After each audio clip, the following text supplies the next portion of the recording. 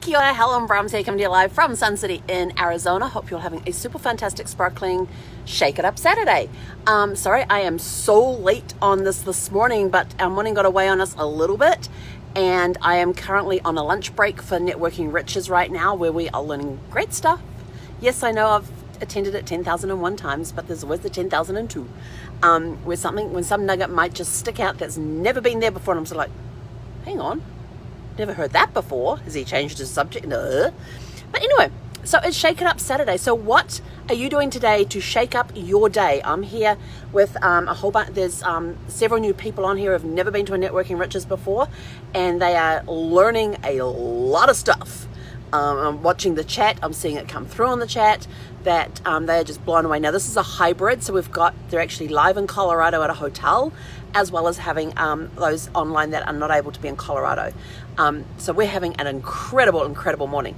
And then and I've got to make it really quick because I'm going to be back in like 2 minutes. And then your tell your story question of the day is, what is the scariest or the most challenging thing you did as a child growing up? And I was trying to think about what stuff did I do as a kid growing up that was like the scariest thing I'd ever done, the most challenging. And I guess I would have to say when I was 17, I joined the Royal New Zealand Air Force when I was on boot camp for 13 weeks. And that will challenge you. I mean, I was a naive 17-year-old, never been out in the world. I was one of only like 3 people in the entire class of 100. We started at 120. We graduated with 85 to 90, I think it was. It was less than 100. Going into that and then getting on the boot camp and everything, they got you doing stuff you never thought you would do. You know, handling a rifle, learning to load a rifle, firing a rifle. That was probably one of the most scariest things I had to do, was learning how to handle a firearm of some sort. Because up until then, I hadn't really fired. Hang on, had I or had I not? Oh, no, I'd fired shotguns. Yes, I'd fired shotguns as a kid, but I was always nervous. I guess it's one of the most nerve-wracking things I've done, is firing a firearm, because I know that can kill people. And yes, we're shooting at targets, but I was trying to think. Yeah, I have handled shotguns before I joined the Air Force, but these were rifles. They had a magazine on them. They could be manual or semi-automatic. They were semi-automatics that we were firing.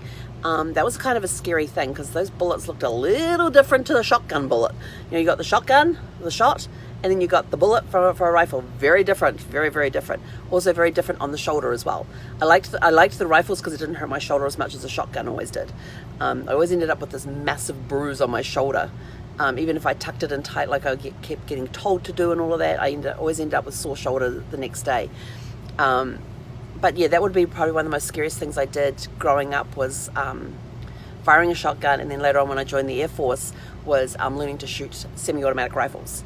And as much fun as it was, I was paranoid. Even though the firing range had been cleared, we had done all the safety checks and everything. And for example, we had done all of the safety checks on our rifles. We had finished the shooting on the firing range, and we had done everything that they told us to do, as far as making sure the chambers were cleared, taking out the magazine, clearing the chamber, and all of that. Like, we took the magazine out, put that down next to us, cleared the chamber and all of that, so you could look down and you could see the daylight at the end and all that sort of stuff. And then you had to do a dummy fire, like you had to click the trigger. And one of the sergeants, we weren't allowed to click the trigger at that point. On this particular one, they had the corporal and the sergeant were going along the line checking everybody's rifles after we had done all of our own safety checks.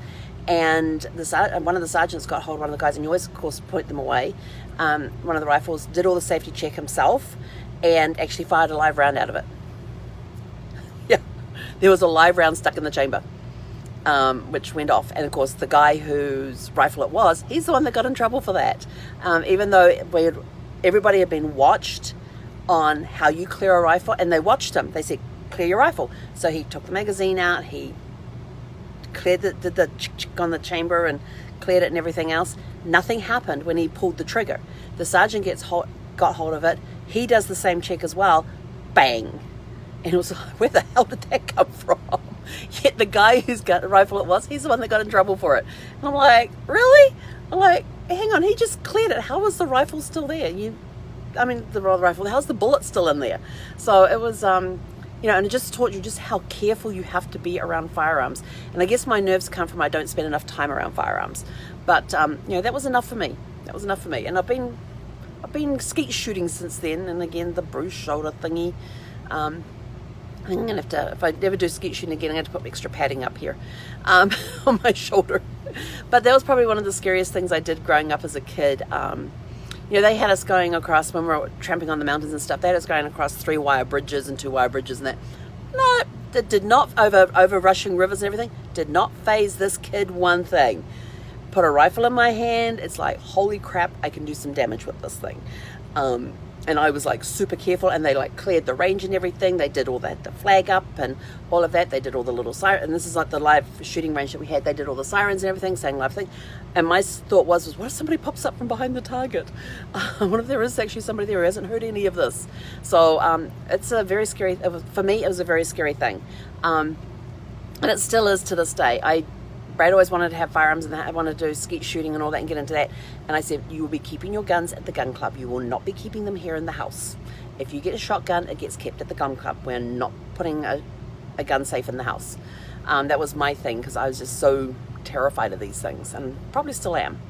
I'm comfortable enough to shoot them, but not comfortable enough to own one and have it stored. So anyway, on that happy note, anyway, I gotta go, I gotta get back, but have a super fantastic sparkling day. Let us know in the comments below what you're getting up to today to shake up your Saturday, and we will catch you back here at 6 p.m. Pacific time tonight. Hey, konera.